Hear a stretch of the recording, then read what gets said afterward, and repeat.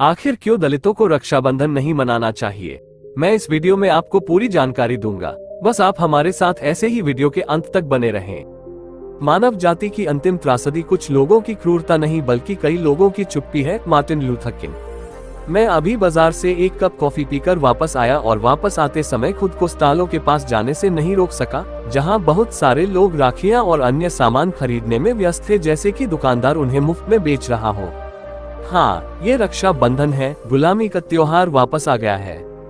हाँ, रक्षाबंधन एक हिंदू त्योहार अब सिख और बौद्ध धर्म सहित लगभग सभी अन्य धर्मों में भी शामिल हो गया है। कुछ ही घंटों में है। वापस आने के बाद मैं इस त्योहार और उससे जुड़ी वास्तविकताओं पर अपने विचार एकत्र करने बैठता हूँ। क्या सिख धर्म, बौद्ध धर्म रक्षाबंधन को बढ़ावा देते हैं? दलित बहुजनों का इस त्योहार से क्या लेना देना?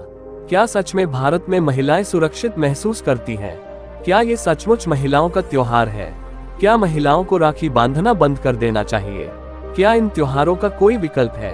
ऐसे कई सवाल हैं जो अभी मेरे मन में आ रहे हैं। जिस व्यक्ति को इतिहास की कोई समझ नहीं है, वह उस व्यक्ति के समान है जिसके पास न तो कान है और न ही आंखें। सबसे पहले तो इस त्योहार की कोई ऐतिहासिक पृष्ठभूमि नहीं है।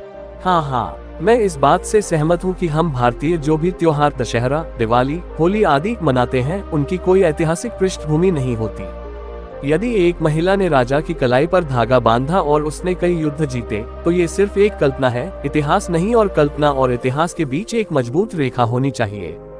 ओह, हमारे लिए नहीं, भारतीयों के लिए ये कल्पना और इतिहास के बीच की एक पतली रेखा है और हम इसे कभी भी पार कर सकते हैं। ना ही कोई धागा किसी को जीत दिला सकता है। हिंदू धर्म में पवित्र मंत्र का जाप होता है। ये न बधो बाली राजा दानवेंद्रो महाबल तेन त्वम अनुबदनामी रक्षे माचल माचल। इसका अर्थ है, मैं आपको राक्षसों के शक्तिशाली राजा बलि को बांधे गए रक्षा सूत्र के समान रक्षा सूत्र बांध रहा हूँ। हे रक्षा, दृढ़ रहो, डगमगाओ मत। किसी की कलाई पर राखी बांधने का ये सरल वार्षिक आवर्ती कार्य किसी व्यक्ति में इतनी मजबूत और तीव्र भावनाएं कैसे पैदा कर सकता है, ये वास्तव में आश्चर्यजनक और दिलचस्प है। अब टेलीविजन पर लाइव प्रसारण में मैं देख रहा हूँ कि कई महिलाएं मोर्चे पर जा रही हैं और सेना के लोगों को राखी बांध रही हैं ताकि वे मजबूत हो सकें या वे दृढ़ रहें। मासूम लड़कियों के साथ बलात्कार करते समय डगमगाए नहीं, बलात्कार के बाद महिलाओं की हत्या करे, जैसा कि कश्मीर और उत्तर पूर्वी राज्यों में हुआ।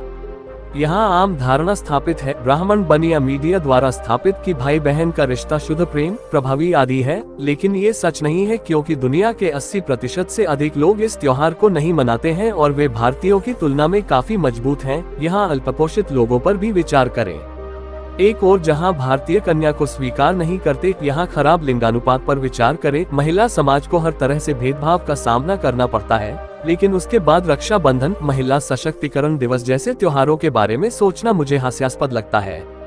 क्या ये हास्यास्पद नहीं है कि रक्षाबंधन एक वर्ष की वार्षिकी के साथ आता है?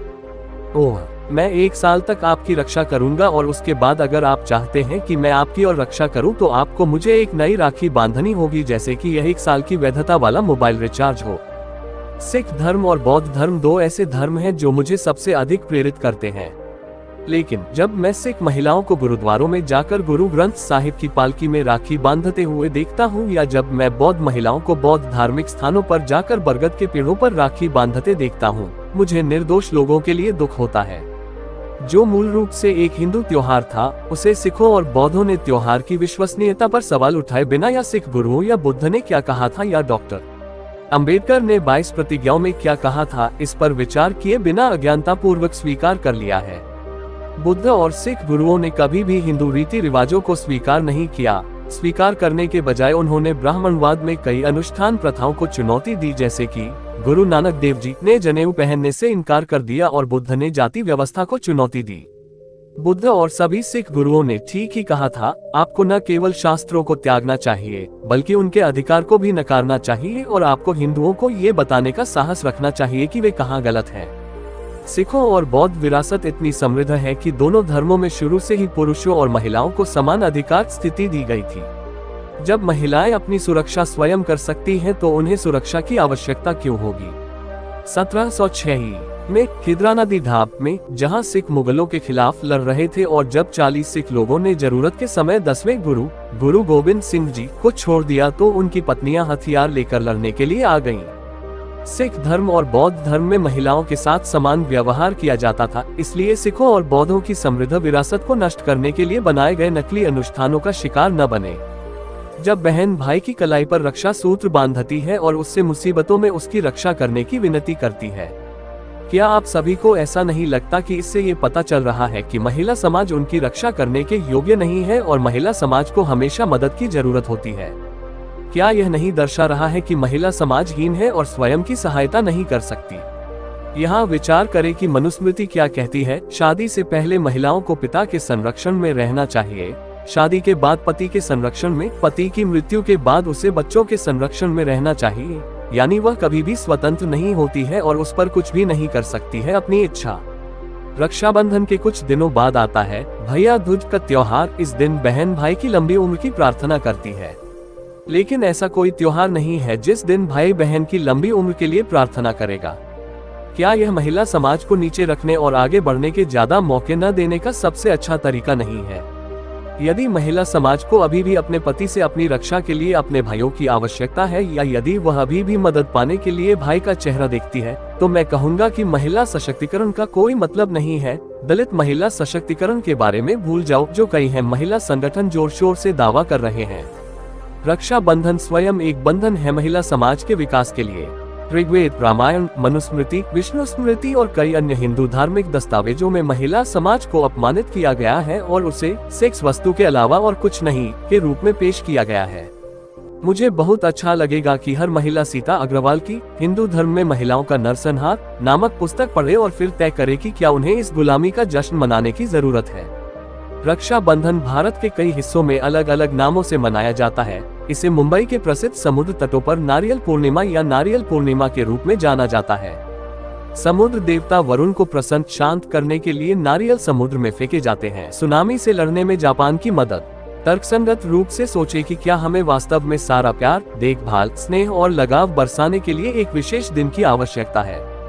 क्या हम ऐसे त्योहारों के बिना नहीं रह सकते? हाँ, समृद्ध इतिहास का जश्न मनाएं, खराब कल्पना का नहीं। गरीब लोग राखी पर कम से कम सैकड़ों रुपए खर्च करते हैं, इस तथ्य के बावजूद कि वे दिवाली, दशहरा, राखी जैसे पैसे बर्बाद करने वाले अवसरों को मनाने में मुश्किल से सक्षम हैं, लेकिन फिर भी मानसिक गुलाम जश्न मनाने को तैयार हैं। ये सब पैसा कमाने और अनपढ़ लोगों को फंसाने के लिए व्यापारियों और पंडित पुजारियों की खूबसूरती से गढ़ी गई रणनीतियां हैं। ध्यान रखें, व्यवसाय दलित समुदाय से नहीं है। ये सभी व्यवसाय उच्च शिक्षित हैं, लेकिन सच्चाई यह है कि केवल दलित अछूत अशिक्षित हैं। शिवरात्रि पर पंडित पुजारियों को दूध दो, दिवाली पर पंडित पुजारियों को मिठाई दो, होली पर भांग पिलाओ। ये सब और कुछ नहीं बल्कि मंदिरों का कारोबार चालू रखने की रणनीति है। कब तक ये सब चलता रहेगा और हम चुप रहेंगे? 21वीं सदी को उस समय का पर्याय बनना चाहिए जब महिला को अंततः समाज में अपना उचित स्थान मिलेगा और घर पर उसकी स्थिति काफी हद तक दुनिया में उसकी स्थिति निर्धारित करेगी। उसकी जरूरतें और आकांक्षाएं आवश्यक हैं, क्योंकि तभी वह समाज को अपना सर्वश्रेष्ठ दे सकती है। एक खुशहाल महिला एक प्यार भरा घर बनाएगी और उन बेटों और बेटियों का पालन पोषण करेगी जिनका जीवन के प्रति स्वस्थ दृष्टिकोण है और शांतिपूर्ण अस्तित्व की ओर बढ़ने के हर छोटे कदम पर होने वाली बुराइयों की निंदा करने से नहीं डरते हैं। इस प्रकार सबसे पहले परिवार में लोकतंत्र होना चाहिए। दोस्तों, आज की वीडियो में बस इतना ही। इस चैनल पर मैं सिर्फ बाबा साहेब की जीवन से जुड़ी छोटी बड़ी सभी जानकारी लेकर आता रहता हूँ। यदि आप बाबा साहब को पसंद करते हैं तो हमारे द अम्बेडकर साहब YouTube चैनल को सब्सक्राइब करें। धन्यवाद।